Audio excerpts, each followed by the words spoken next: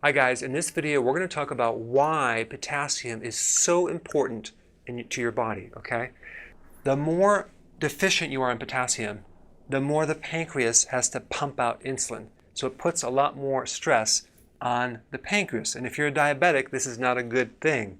So potassium is the nutrient that is needed the most in the body. You need close to 5,000 milligrams.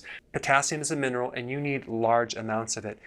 It's needed in almost every single cell for energy because there's a pump in the cell that generates energy, and if you're deficient in potassium, you are going to be tired. Potassium is also needed to make muscle protein. It's needed to make other types of protein as well. It's also used to store glucose as glycogen, which basically is a string of glucose molecules in a chain, but each molecule of glucose needs potassium.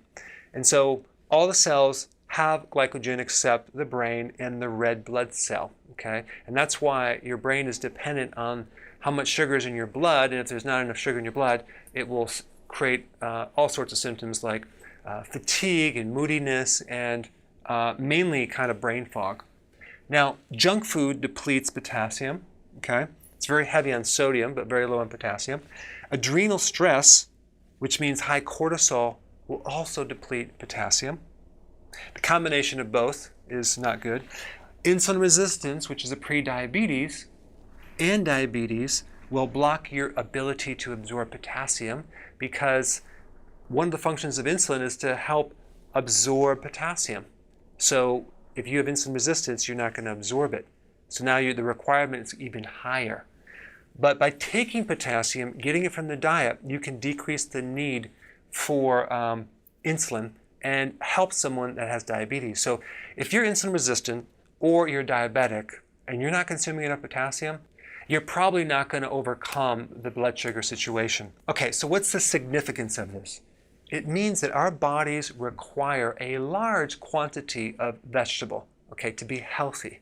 So if you're a pre-diabetic or a diabetic and you're consuming maybe 1 cup of vegetable per day, that's not going to cut it. And also if you're taking a supplement that has 99 milligrams of potassium, it's not going to even come close. You would have to consume about, 47 pills a day? So because insulin is involved in so many problems health-wise, to be healthy, you must consume minimally 7 cups to 10 cups of vegetables or salad every single day.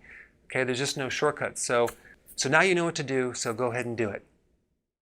Hey guys, a lot of you already have my book, some of you don't, but this new edition called the New Body Type Guide is an upgrade from my last edition called the 7 Principles of Fat Burning.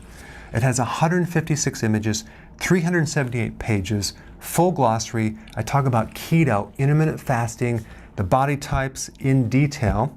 I have a new stress chapter. I'm going to show you exactly what to eat and a comprehensive FAQ. I put a link down below, check it out.